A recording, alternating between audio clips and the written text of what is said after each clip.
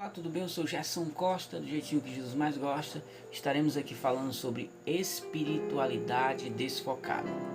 O texto em que iremos aqui ficar ancorados está em Lucas 9, versículo de número 28 ao 45, que relata a experiência de Jesus subindo o Monte da Transfiguração, a fim de orar.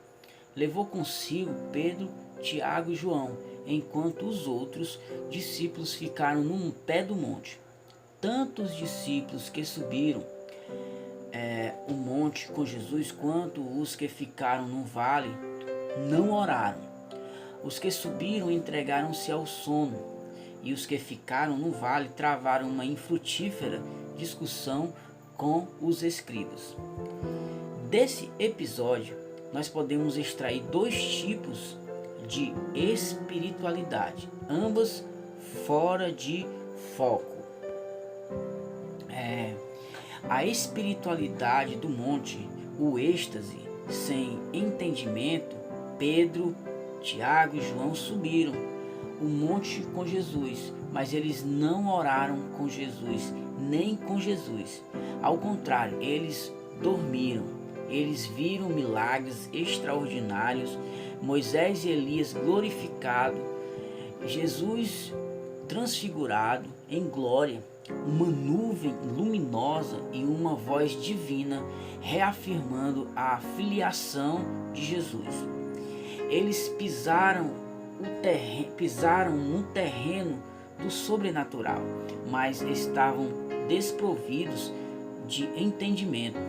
Ao mesmo tempo que viam as coisas maravilhosas, suas mentes estavam vazias de entendimento. Eles não discerniram a centralidade da pessoa de Jesus. Ou seja, eles também não discerniram a centralidade da missão do Mestre. Não discerniram a centralidade da missão deles mesmos. A ausência de oração rouba-lhes o discernimento, e essa falta de discernimento os levou a ficar com medo de Deus.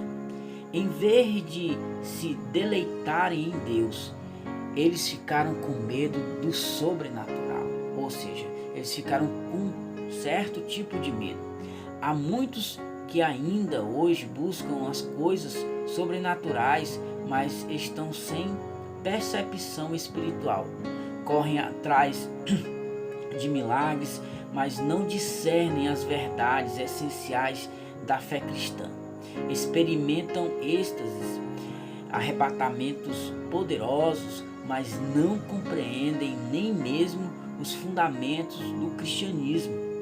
Essa é uma espiritualidade fora de foco. Deficiente que produz sono. É uma deficiência ou um deficiente que produz um sono e não intimidade com Deus. A espiritualidade do vale, a discussão sem poder, os 9 discípulos que não subiram no monte também não oraram. Ao contrário, eles se envolveram numa discussão terrível com os escribas. Em Marcos 9,14, nesse mesmo episódio, o pai, aflito com um filho endemoniado, roga a esses discípulos para que o socorresse seu filho, mas os discípulos não puderam. Eles estavam desprovidos de poder. A espiritualidade deles era a espiritualidade da discussão sem poder. Em vez de orar e jejuar, eles discutiram. Em vez de fazer a obra de Deus, eles discutiram acerca da obra. Pode um negócio desse? Em vez de manterem-se fiéis à vocação, perderam o foco do ministério numa vã discussão com os opositores de Jesus. Enquanto eles, os discípulos, estavam discutindo, o diabo, o nosso adversário, estava agindo, porque não oraram nem jejuaram, estavam vazios de poder, e porque estavam vazios de poder, não puderam expelir a casta de demônios que atormentava o filho único daquele pai aflito. É preciso que nós venhamos estar cheio da plenitude da presença de Deus para podermos fazer, não fazer, mas ser instrumento do Todo-Poderoso. Ainda hoje corremos o risco de perder o foco do nosso ministério.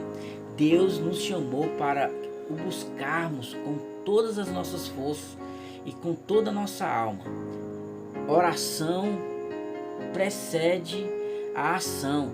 Nossa maior prioridade não é fazer a obra de Deus, mas ter a intimidade com o Deus que é o dono da obra. Muitas vezes deixamos de orar e de trabalhar porque estamos envolvidos em discussões intermináveis, infrutíferas, discutimos muito e trabalhamos pouco, fazemos muito barulho com nossas palavras, mas produzimos pouco com as nossas mãos. Se o êxtase sem entendimento é uma espiritualidade fora de foco, e o que é de igual modo a discussão sem poder? Concluímos dizendo que Jesus é o nosso modelo, não tem outro modelo. Ele demonstrou 3 atitudes que corrigem o foco da espiritualidade. Sua espiritualidade foi evidenciada por oração, obediência e poder, porque orou, seu rosto transfigurou, porque orou, desceu do monte determinado a cumprir o propósito do Pai, indo para a cruz como um rei, caminha para a coroação, porque orou e estava cheio de poder para libertar o jovem possesso. É tempo de realinharmos nossa vida espiritual pelo foco de Cristo, de Jesus, para que depois de um período nós possamos ver e não debater, possamos ser e não querer ser maior. Por quê? Porque o maior é sempre o menor, para que sejamos íntimos de Deus. Em nome de Jesus, que essa palavra esteja no nosso coração e que a gente sempre venha saber quem é Jesus. Na verdade, quem é Jesus? Jesus é a expressão exata do Pai. Jesus, ele é o Filho que nós nunca fomos. Jesus, ele é a essência, ele é a fragrância do Pai, a expressa presença do Pai no Filho. Esse é Jesus. Deus abençoe sua vida.